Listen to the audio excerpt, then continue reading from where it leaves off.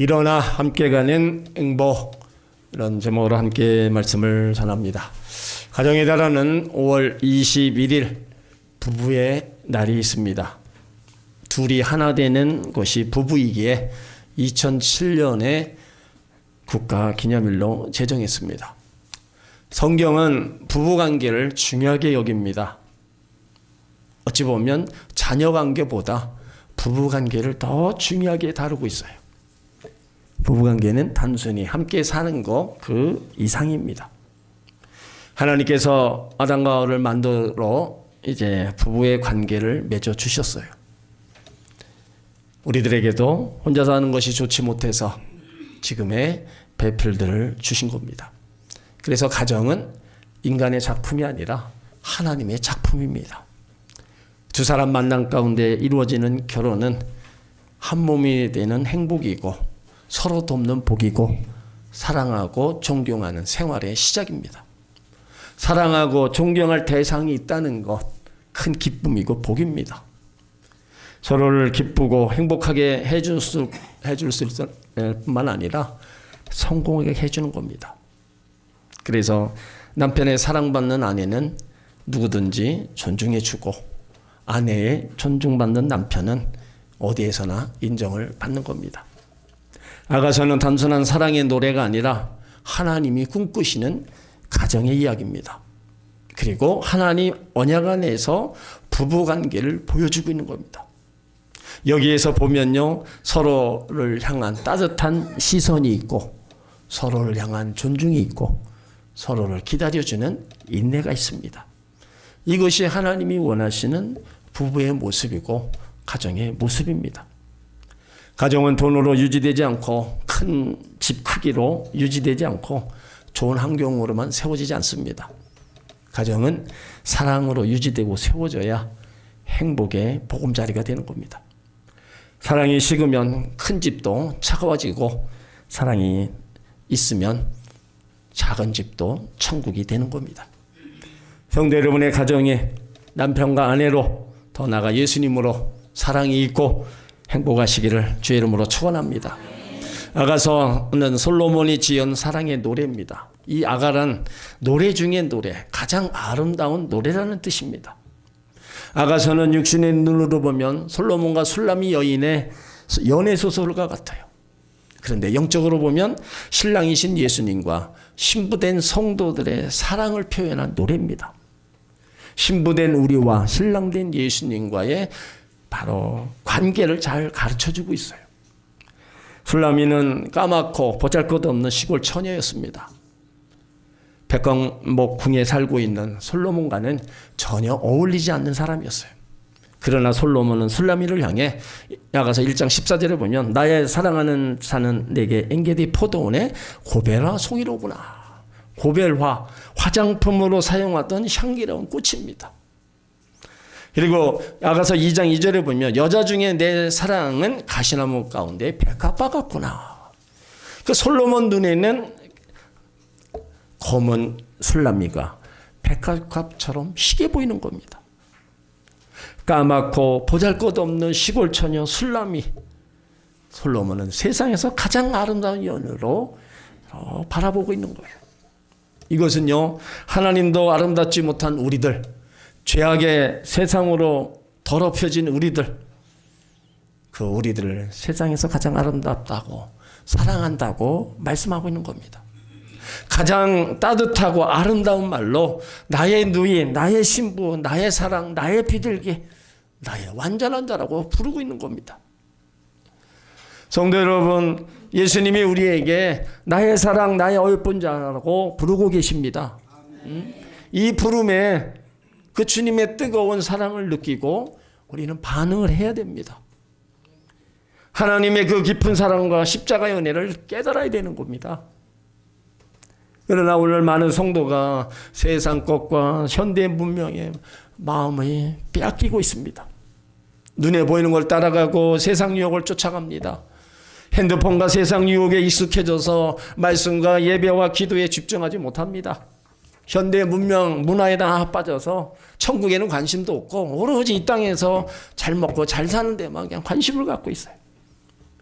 성도들이 예수님보다 더 사랑하는 것이 많아질 때 믿음은 약해지고요. 신앙생활은 흔들리는 겁니다. 점점점 하나님과 멀어지는 겁니다. 우리는 신랑 대신 예수님의 신부들입니다. 신부될 자격은요, 오직 신랑만 사랑해야지 이중생활은 절대로 안 되는 겁니다.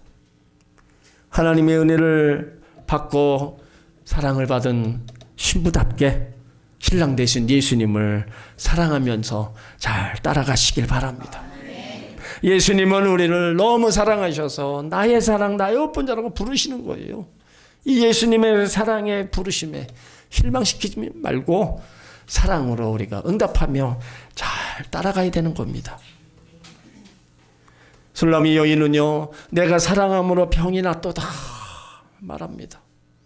우리들도 예수님을 사랑함으로 내가 병이 낫다, 예수님 없이는 못 산다, 끝까지 나는 주님을 사랑하겠다, 그렇게 고백하고 달려가는 여러분들이 되시기를 예수 이름으로 축원합니다. 예수님은 우리와 함께 같이 가자고 말씀하고 있어요. 오늘 10절에 보면 나의 사랑하는 자가 내게 말하여 이르기를 나의 사랑 나의 얼뿐 자야 일어나서 함께 가자. 예수님이 우리를 향한 사랑의 고백입니다. 나의 사랑 나의 얼뿐 자야 일어나서 함께 가자고 우리를 부르고 있어요. 우리는 예수님과 함께 가기 위해서는요, 일어나야 되는 겁니다. 주저앉거나 누워서 함께 갈 수 없습니다. 게으름의 자리에서, 분주의 자리에서, 실패와 자제의 자리에서 일어나야 되는 거예요. 그 사랑의 관계는요, 함께 가는 겁니다. 성공해도 실패해도 예수님과 함께 가는 겁니다. 잘 살아도 못 살아도 예수님과 함께 가는 거예요. 건강하고 또 병들어도 예수님과 함께 가는 겁니다. 이것이 변함없이 예수님을 사랑하는 것이고 믿음의 길을 가는 것입니다. 그런데 예수님과 함께 이렇게 가자고 부르는데 신랑보다 더 좋아하는 것들이 많습니다. 다 그것으로 인해서 망설이고 그것으로 인해서 고민하는 사람도 있지만 아무 생각 없이 그냥 세상 것으로 따라가는 사람들이 너무나 많이 있다는 거예요. 여러분들은 예수님과 함께 가시면서 예수님이 주신 복을 누리시길 바랍니다. 예수님과 함께 동행하며 교회를 가까이 하고 신앙생활을 하시길 바랍니다. 그러니까 교회를 가까이 하는 것이 예수님과 동행하는 겁니다. 그런데 문제는 어떤 경우라도 예수님과 함께 갈 만한 믿음이 있느냐 이거예요. 내가 시험이 당해도 예수님과 함께 갈 수 있는 믿음이 있느냐? 고난과 어려움이 있어도 내가 예수님과 함께 갈 수 있는 믿음이 있느냐? 그게 문제라는 거예요.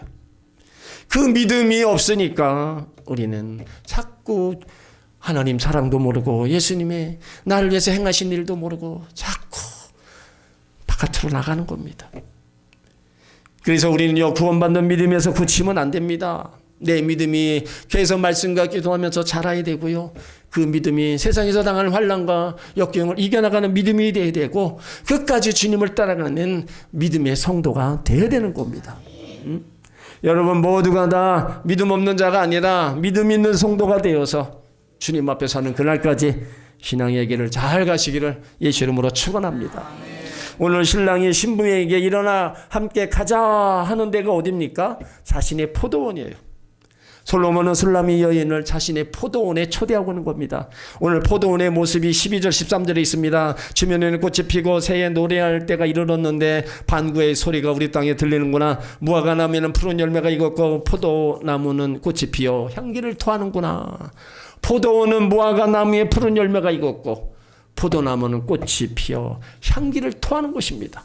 모든 생명이 활기를 띠고 열매가 있고 향기가 진동하는 것이 포도원이에요. 이 포도원은 오늘날 교회를 의미하는 겁니다. 예수님은 이 땅에 당신의 몸인 교회를 세우셨습니다. 교회가 완전하진 않지만 예수님의 특별한 사랑과 보호를 받는 곳으로 세우신 겁니다. 우리가 목마르고 지칠 때마다 나와서 값없이 생수를 마시고 위로받는 곳으로 교회를 세웠습니다. 그리고 교회를 와서 영혼의 구원의 문제를 해결받아야 된다는 겁니다. 그리고 살아가면서 당하는 여러 가지 문제들을 하나님 앞에 기도하면서 해결받아야 되는 겁니다. 교회, 나의 영혼의 문제를 해결하는 것이고 이곳에서 우리가 또 그런 은혜를 입어야 되는 겁니다. 어떤 사람들은 교회가 크다고 자랑하고 은혜롭다 말할 수 있습니다. 다 좋습니다. 문제는 뭡니까? 교회가 크든 작든 내가 거기에서 얼마나 은혜를 누리고 하나님의 사랑을 받고 내가 신앙생활을 하고 있느냐, 그것이 더 문제라는 거예요. 아무리 작고 큰 것이 우리를 눈에 보이는 것으로 때로는 판단할 수 있습니다. 그렇지만 어느 곳에 있든지 내가 그 안에 들어가서 정말로 하나님의 사랑을 받고 하나님의 은혜를 받고 있는가, 내가 제대로 하나님 섬기고 내가 신앙생활하고 있는가, 그것이 더 중요한 것을 여러분이 아시길 바랍니다. 그래서 오늘 신랑은 신부에게 요구하는 것이 있습니다. 14절에 보면 바위튼 낭떠러지기 은밀한 속에 있는 나의 비둘기야, 나로 내 얼굴을 보게 하라. 내 소리를 듣게 하라. 내 소리는 부드럽고 내 얼굴은 아름답구나. 바위튼 낭떠러지기 은밀한 곳, 아무도 오지도 않는 곳, 그곳에서 나오라는 겁니다. 나와서 내 얼굴을 보게 하라는 거예요. 신부가 신랑에게 얼굴을 보이는 것처럼 신부된 우리가 신랑 대신 예수님께 얼굴을 보이라는 겁니다. 그러니까 집에 있지 말고 왜 교회에 나와야 됩니까? 내 얼굴을 보여야 하기 때문입니다. 여러분, 예배 드리는 시간은요, 우리가 예수님께 내 얼굴을 보여드리는 시간입니다.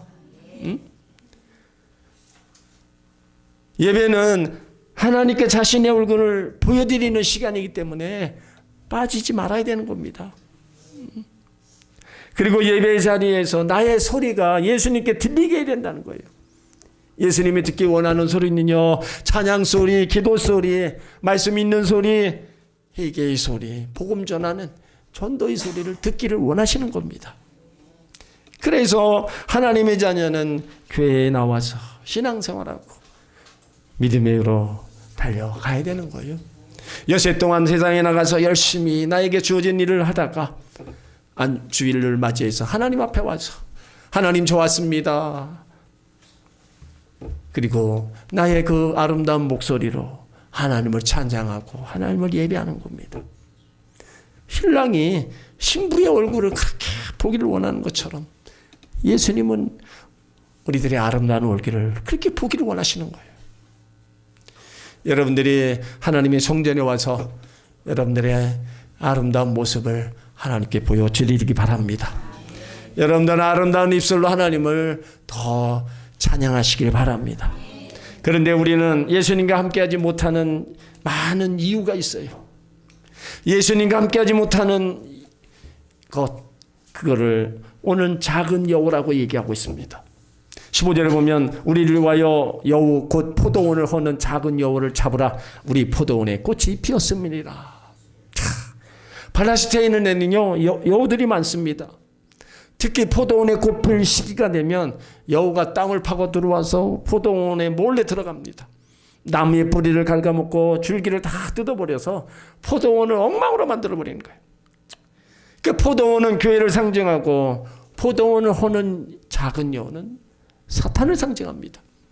그러니까 사탄이 교회에 잘 되는 것을 싫어하고 성도들이 모여 기도하고 은혜 받는 것을 방해합니다. 교회에 꽃이 피어나서 하나가 되고 성령 충만하려 할 때 마귀가 한 번씩 시험합니다. 여우가 포도원 상처를 남기는 것처럼 마귀가 교회 상처를 주려고 합니다. 이단이 교묘히 들어와 믿음의 뿌리를 흔들고 성도들을 타락하게 만듭니다. 인본주의, 세속주의가 들어와서 성도들의 영적인 일에 집중하지 못하도록 합니다. 왜 작은 여우를 잡아야 됩니까? 교회가 부흥되고 은혜롭게 꽃이 피었는데 작은 여우가 와서 다 헐고 있으니 다 잡으라는 거예요. 그리고 성도들이 예수님의 몸이 상처를 입히고 아픔을 주고 그런 경우도 있습니다. 성도 간에 일어나는 분쟁이 때론 교회의 아픔이고 성도 간에 아픔을 줘서 서로에게 고통을 안겨주고 그 고통 속에 주님을 떠나고 교회를 떠나고 그런 일들이 많은 거예요. 이 모든 것들이 뭐예요? 다 작은 여우 역할을 하는 겁니다. 또 마귀가 우리 가정의 사랑과 평안, 행복한 것을 싫어하기 때문에 파괴하려고 합니다. 가정을 무너뜨리는 건요, 큰 사건보다도 아주 작은 습관들입니다. 사소한 거짓말, 무관심한 말투, 비교하는 마음, 원망, 불평등, 우리의 가정을 이런 무너뜨리고 갉아먹게 하는 이런 것들이 가정 안에 또 들어온다는 거예요. 그래서 사랑의 꽃이 떨어지고 불행하게 만드는 겁니다.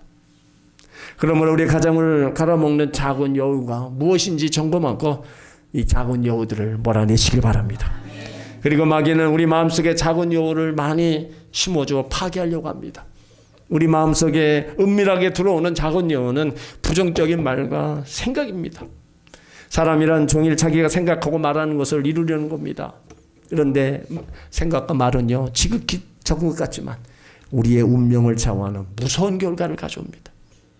부정적인 말과 생각이 내 심령과 삶을 망치기 전에 빨리 잡아내야 돼요. 행복한 가정을 이루고 사업에 성공한 사람들, 행복한 아름다운 꽃을 피운 사람들은 그 마음에 부정적인 말과 생각을 그걸 다 잡아낸 사람들입니다. 긍정의 말과 마음이 큰 사람, 바로 큰일 하는 사람들이에요. 우리가 할 수 있다고 생각하는 사람, 할 수 있다고 생각하기 때문에 우리가 할 수 있는 겁니다. 할 수 없다고 생각하면 그 생각 때문에 할 수 없게 된다는 거예요. 그러므로 여러분의 삶에 부정적인 말과 부정적인 생각, 작은 여우를 잡아내시길 바랍니다. 또 우리 마음속에 은밀히 들어오는 것은 게으름입니다. 많은 사람들은요, 이 나태함과 게으름을 대수롭게 생각하지 않아요. 잠언 24장 33절을 보면 내가 좀 더 찾아 좀 더 졸자 손을 모으고 좀 더 눕자니 내 풍궁이 강도같이 오며 내 궁빛이 군차같이 이르리라. 좀 더 찾아 좀 더 졸자는요, 단순히 잠을 많이 잔다는 의미가 아닙니다. 내가 해야 할 일을 미루는 태도, 영적으로 무관계치는 상태, 책임을 회피하는 삶을 상징하는 거예요. 사회학자 페크는 게으름은 악의 주요 원인이요, 심리적 병의 원인이요, 인간관계에서 실패의 주요 원인이라고 얘기했어요. 그러니까 사람이 되게 실패하는 경우는요, 큰 것보다 좀 더 쉬자, 그것이 반복돼서 무너진다는 거예요. 그리고 손을 모은다는 건요, 일하지 않고 쉬는 자세를 말합니다. 성경은 쉼 자체를 죄라고 하지 않아요. 근데 문제는 해야 될 일을 외면하면서 편안함을 추구하는 삶입니다. 노력해야 할 때 움직이지 않고 기도해야 할 때 무관심하고 책임져야 할 일들을 방치하는 태도입니다. 그러다 보니까 빈궁이 강도같이 온다. 가난과 실패는요, 갑자기 찾아오는 것처럼 보이지만 사실 작은 게으름이 쌓이고 쌓여서 그렇게 되는 거예요. 여러분, 부자치고 갑자기 게으른 사람 한 사람도 없습니다. 다 부지런히 열심히 살아갑니다. 강도가 갑자기 들이치는 것처럼 경제적 어려움, 관계 무너짐, 영적 침체, 인생의 후회가 예상치 못하는 순간에 찾아온다는 겁니다. 내 궁핍이 군사같이 이른다. 군사는 피하기 어려운 압도적인 힘을 의미합니다. 그러니까 게으름이 계속되다 보면 감당하기 어려운 문제, 통제되지 않는 상황, 돌이키기 힘든 결과가 찾아온다는 겁니다. 여러분의 삶 속에 나태함과 게으름의 작은 여우를 잡아내시길 바랍니다. 그리고 현대 신종 마귀는요, 내일 마귀입니다. 예수 믿는 것도, 예배 드리는 거, 기도하는 거, 전도하는 거 다 하라. 그런데 오늘 하지 말고 내일 하라는 겁니다. 그러니까 미루는 습관은요, 우리 믿음을 연약하게도 하고 때로는 영적 게으름을 가져온다는 거예요. 사회에서도 일입니다. 모든 것들 자꾸 내일로 미뤄봤자 여러분, 나에게 득될 거 하나도 없다는 겁니다. 그러니까 마귀는 큰 것보다 작은 틈을 통해서 이렇게 역사하는 거예요. 우리 안에 내일로 미루고자 하는 그 습관, 그런 작은 여우도 잡아내시길 바랍니다. 우리 마음속에 은밀하게 들어오는 이 분노와 혈기도 잡아내야 됩니다. 이 분노와 혈기는요, 싸움의 원인이 되고 살인의 원인이 되기도 합니다. 에베소 4장 20절에 분을 내어도 죄를 짓지 말며 해가 지도록 분을 품지 말라. 이건 하나님 자녀들이 해야 될 일이에요. 잠언 12장 6절에 미련한 자는 분노를 당장 나타내거니와 슬기로운 자는 수욕을 참느니라. 작은 혈기, 분노 때문에 교회 분위기가 어둡게 되고 가정의 웃음을 잃게 되는 겁니다. 야고보 1장 20절에 사람이 성내는 것이 하나님의 의를 이루지 못함이니라. 하나님 자녀답게 우리는 인내하고 참을 수도 있어야 된다는 겁니다. 나에게 있는 분노와 혈기에 그 작은 여우도 잡아내시길 바랍니다. 내 안에 있는 시기심도 작은 여우입니다. 시기하다 망한 사람이 사울이에요. 사울은 천천, 다윗은 만만이라고 인기 순위에서 밀리자 시기심이 났습니다. 사울은 평생 다윗을 죽이려고 불을 품고 쫓아다니다가 끝내는 악신에 걸려 고통당했고 전쟁터에서 비참한 죽음을 맞게 된 거예요. 그 남이 잘 되는 거 못 보는 사람이 있습니다. 여러분, 남이 잘 되는 것도 내가 같이 축하해주고 좋아해야 나에게도 그런 일이 다가오지, 무조건 시기함으로 하면은 나에게는 잘 될 리가 없는 거예요. 여러분, 사람이 칭찬받는 거는요, 칭찬받을 일을 했기 때문에 받는 겁니다. 아무나 칭찬하지 않잖아요. 그러니까 시기심의 작은 여우도 잡아내시길 바랍니다. 유혹이라는 작은 여우, 교만이라는 작은 여우 다 잡아내시길 바랍니다. 왜 잡아내요? 잡아내요. 내 심령에, 내 가정에, 교회에 평강이 있기 때문입니다.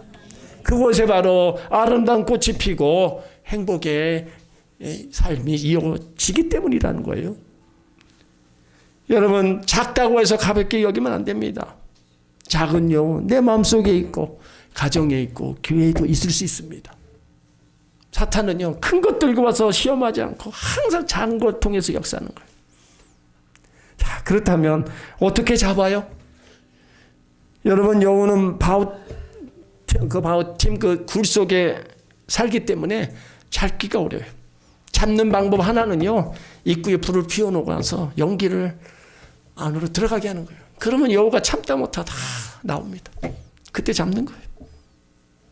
여러분, 우리 속에 숨어있는 작은 여우들은요, 우리가 성령 충만한 신앙생활로 잡아야 되는 거예요. 응?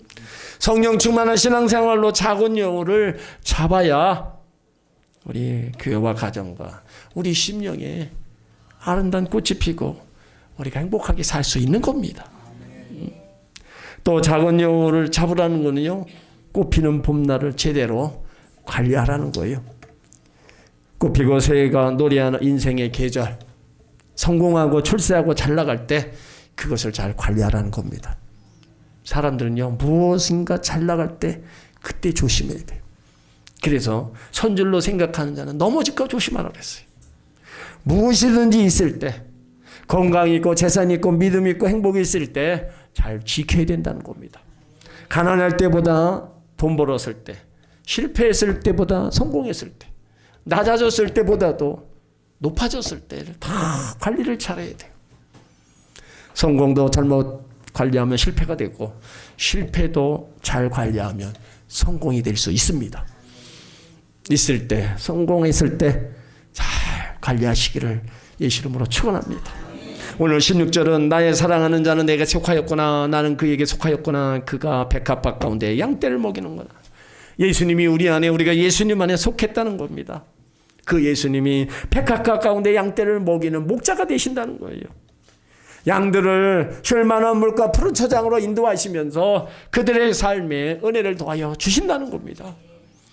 우리도 마찬가지잖아요. 예수 믿고 신앙생활하면서 때를 따라 주시는 은혜 속에 누려야 되고요. 예수님과 더불어 우리가 행복한 길을, 행복한 삶으로 살아가야 되는 거예요. 그리고 17절에 보면 술라미 여인은 솔로몬을 향해서 노루와 오랜 사슴 험준한 산에서 머뭇거리는 것처럼 더 이상 망설이지 말고 자신에게로 돌아오라고 호소하고 있어요. 그러니까 솔로몬을 기다리는 술라미 여인의 그 간절한 마음입니다. 이거는요, 신부된 성도가 신랑을 기다리는 그 마음입니다. 신랑 되신 예수님은요, 신비된 우리들을 데리러 오신다고 그랬어요. 언젠지는 모르지만 우리는 그래서 신부로서 신랑을 기다리면서 우리가 신앙생활을 해야 되는 거예요. 그러다 보면 언젠가는 신랑을 만날 때가 옵니다.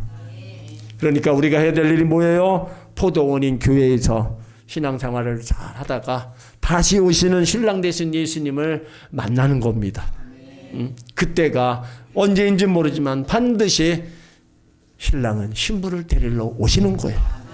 그때 다 신랑 예수님을 만나시기를 예수 이름으로 축원합니다. 성도 여러분, 우리 인생은요, 혼자 가면 외롭고 쓸쓸하지만 함께 가면 행복한 거예요.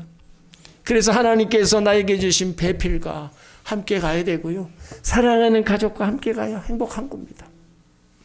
그리고 더 예수님과 함께 가야 행복한 거예요. 예수님은 나의 사랑, 나의 예쁜 자야, 일어나서 함께 가자 부르십니다.